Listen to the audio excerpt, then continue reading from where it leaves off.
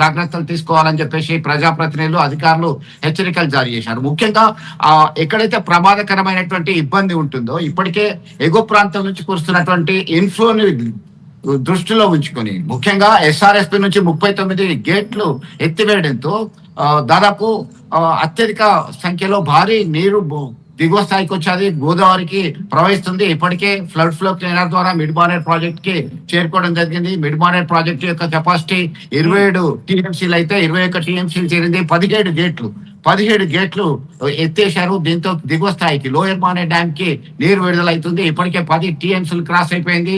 అలాగే జగిత్యాల జిల్లా collector, SP, మంత్రి అడ్లూరి లక్ష్మణ్ కుమార్ మల్లాపూర్, రాయికల్, ఇటికాల, ధర్మపురిలో మెట్ల వరకు చేరుకుంది. ఎందుకంటే ఒకవైపు రామగుండం, పెద్దపల్లి జిల్లా రామగుండం ప్రాంతానికి చెందినటువంటి శ్రీపాద ఎల్లంపల్లి ప్రాజెక్ట్ కి సంబంధించి సైతం దాదాపుగా 75,000 పైన క్యూసెక్ల వరద నీరు వస్తుంది. దీంతో ఇన్ఫ్లో వస్తుంటే 55,000 పైగా క్యూసెక్లు వరద నీటిని దిగువ ప్రాంతానికి విడుదల చేయడం జరిగింది. ఒకవైపు జలకళను సంతరించుకున్నాయి Sripada Yellampalli, lower Maner dam, upper Maner dam, mid Maner ఈ ప్రాజెక్టులతో పాటు అన్నపూర్ణ ప్రాజెక్ట్ నుంచి సైతం అత్యధికంగా దిగువ ప్రాంతానికి విడుదల చేశారు. పశువుల కాపర్లు ఎట్టి పరిస్థితుల్లో మీరు బయటకు వెళ్ళడానికి వీల్లేదు, పశువులకి తోలుకొని వెళ్ళొద్దు, ఎందుకంటే వరద నీటిలో చిక్కుకుంటారు.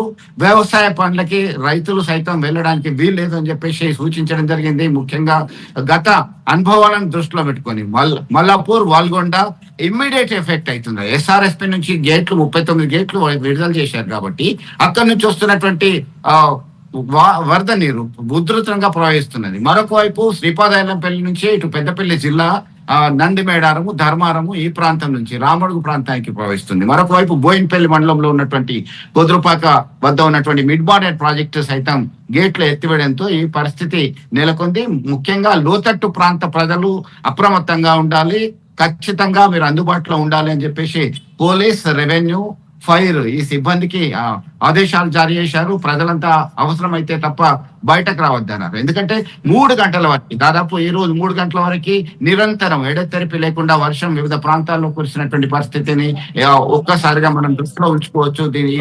ఇలాంటి సిచ్యువేషన్ రిపీట్ కావద్దు అని చెప్పేసి అధికారులు ముందు జాగ్రత్త చర్యలు తీసుకున్నారు. అలర్ట్ ప్రకటించడం జరిగింది. సచిన్ రైట్. చంద్రశేఖర్, ఒకసారి మీ లైన్ లో ప్రయత్నం చేయండి. ఇటు ఆదిలాబాద్ కి వెళ్లే ప్రయత్నం చేస్తాను. ఆదిలాబాద్ లో కూడా భారీ వర్షాలు పడుతున్నాయి. ఆదిలాబాద్ నుంచి నిజామాబాద్ వరకు చూసుకుంటే నిర్మల్లో కూడా భారీ వర్షం మనం చూసాం. గత 2 రోజులుగా సిచ్యువేషన్ ఎలా ఉందంటే ఉత్తర తెలంగాణకు సంబంధించి మాట్లాడుకునే క్రమంలో ఉత్తర తెలంగాణ మీద కన్నా అంటే ఉత్తర పశ్చిమ తెలంగాణకు మధ్యలో వాయువ్య తెలంగాణ మీద ఇంపాక్ట్ ఎక్కువగా ఉందని చెప్పుకోవచ్చు. ఇటు వాయువ్య పశ్చిమ తెలంగాణ మీద ఇంపాక్ట్ ఎక్కువగా చూపించింది. ఈ క్రమంలో ఇటు మా ప్రతినిధి రవినాథ్ దగ్గరికి వెళ్ళే ప్రయత్నం చేస్తున్నాను. రవి, ఉత్తర తెలంగాణ మీద బీభత్సమైన వర్ష ప్రభావం ఉంది. ఇన్ఫాక్ట్ ఇప్పటికి కూడా ఈ రోజు కూడా రెడ్ అలర్ట్ జారీ చేసింది. అతి భారీ నుంచి అత్యంత భారీ వర్షాలు పడే అవకాశం ఉంది.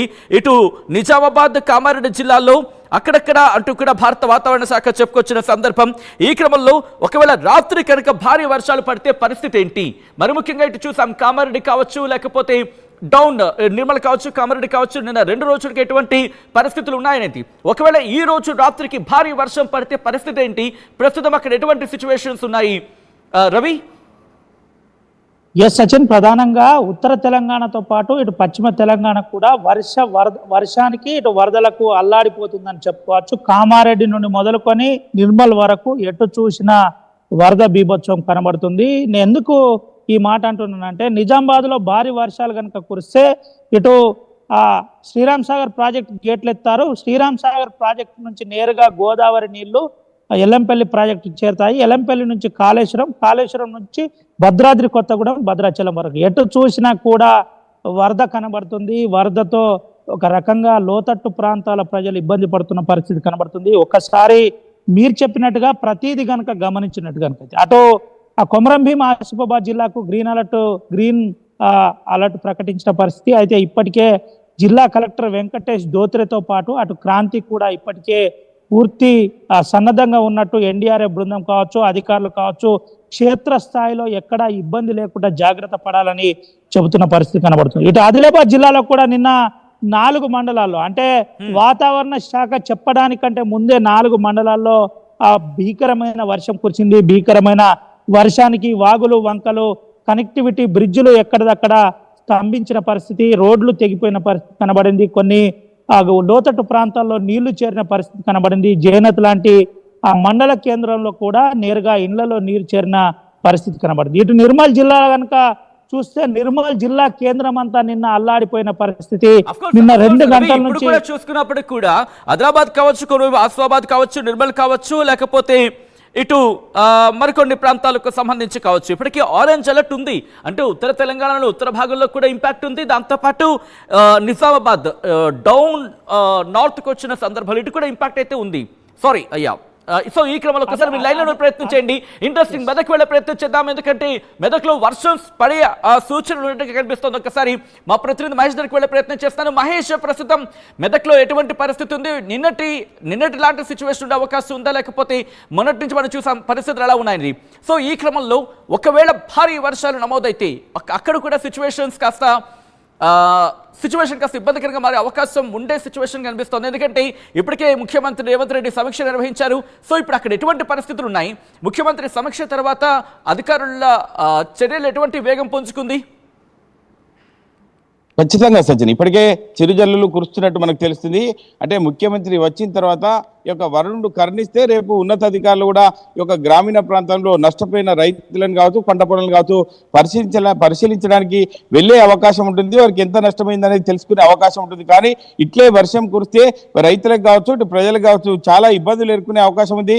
ఇప్పటికైతే ప్రస్తుతం సిద్దిపేటలో చిరుజల్లులతో మళ్ళీ మొదలైంది. మరి మెదక్లో కూడా చిరుజల్లులతో కూడా మొదలైనట్టు మనకు తెలుస్తుంది. దీనికి సంబంధించి మరి రైతులు కూడా అప్రమత్తంగా ఉండాలి, ప్రజలు అప్రమత్తంగా ఉండాలని చెప్పి ఇప్పటికే జిల్లా అధికారులు కూడా ప్రజలకు సూచనలు చేస్తున్నారు. ఖచ్చితంగా అవసరం ఉంటేనే అత్యవసర పరిస్థితి బయటికి రావాలని చెప్పి అధికారులు సూచనలు చేస్తున్నారు. సూచనలు ఖచ్చితంగా ఒక ప్రజలు పాటించాలని చెప్పి ఇప్పటికే దిశానిర్దేశం చేస్తున్న పడుతుంది. ఏది ఏమైనప్పటికీ ఈ యొక్క జిల్లా మొత్తం కూడా కుదిపేసినట్టు చెప్పుకోవచ్చు.